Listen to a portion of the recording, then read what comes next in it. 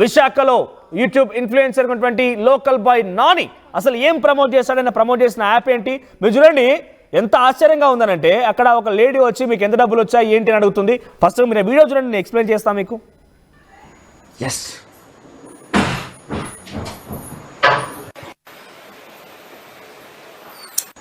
Mummy నాకు ఒక 30,000 కావాలి, నీ దగ్గర ఏమైనా డబ్బులు ఉన్నాయా? 30,000 ఎందుకు? ఎందుకంటే కొంచెం మోర్కి వెళ్తాను, ఇంకా కొంచెం షాపింగ్ ఉంది అందుకని. నీ దగ్గర ఏమైనా ఉంటాయి ఇవ్వు. 30,000 40,000. 30 అడిగితే 40 ఇచ్చా, నీకెలా ఇంత ఫాస్ట్గా? అంటే చాలా రోజులు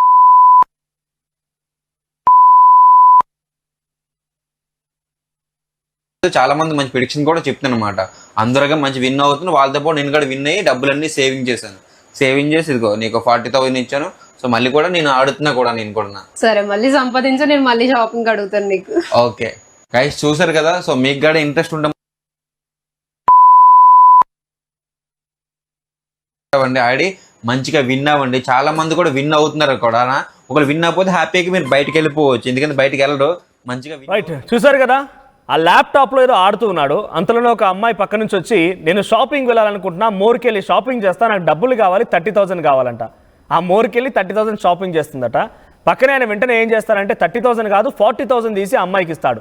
ఎలా సాధ్యమైందనంటే ఇంకో బెట్టింగ్ యాప్లో డబ్బులు పెట్టినా, ఆల్రెడీ నీకు తక్కువ మొత్తంలో ఇన్వెస్ట్ చేసి ఎక్కువగా రిటర్న్స్ ఇచ్చినా, ఇంకా ఆడుతున్నా, ఇంకా సంపాదిస్తా. ఏంటి ఆ లెక్క పెట్టినంత సమయంలోనే డబ్బులు తీసి ఇచ్చేయడమా?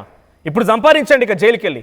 ఎవరైనా ఇంకా మీరు బెట్టింగ్ యాప్ల ద్వారా సంపాదిస్తున్నారంటే కనుక నెక్స్ట్ మీరు ఎక్కడ సంపాదిస్తారు తెలుసా? జైలుకి వెళ్ళి బండరాలు కొట్టి సంపాదించాల్సి వస్తుంది. తస్మాత్ జాగ్రత్త. ఇటువంటి బెట్టింగ్ యాప్స్ని చిల్లరగా ప్రమోట్ చేసే ఆ సోషల్ మీడియా ఇన్ఫ్లుయెన్సర్లందరికీ కూడా మీరు ఇంకా బెట్టింగ్ యాప్స్ ప్రమోషన్ కనుక చేయాలనుకుంటే డెఫినెట్గా ఇక నెక్స్ట్ సంపాదన అంతా కూడా జైల్లో నేను భావించండి. సో దీనికి సంబంధించి మరిన్ని అప్డేట్ శివరామకృష్ణ అందిస్తారు. శివరామకృష్ణ ఏంటి ఈయన ఏం చెప్తున్నాడు? బెట్టింగ్ యాప్స్ ప్రమోషన్ కారణంగా ఎటువంటి సెక్షన్ల కింద కేసు నమోదైంది? ప్రెసెంట్ నానిని జైల్లో వేసే అవకాశం ఉందా?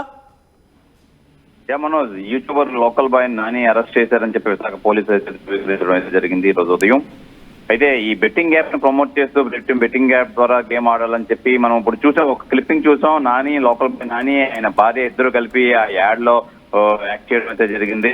యాడ్ అంటే దాన్ని తప్పుదోవ పట్టిస్తున్నారు, యువతను తప్పుదోవ పట్టిస్తున్నారని చెప్పి టీజీ ఆర్టీసీ ఎండి సజ్జనార్ కూడా ఒక పోస్ట్ అయితే చేయడం అయితే జరిగింది. ఆ నేపథ్యంలో అయితే విశాఖ సిపి అయితే దీని విషయాన్ని సీరియస్ గా తీసుకున్నారు. అలాగే యూత్ అసోసియేషన్స్ కూడా కొన్ని అయితే నానిపై చర్యలు తీసుకోవాలని చెప్పి సిపికి అయితే కంప్లైంట్ చేశారు.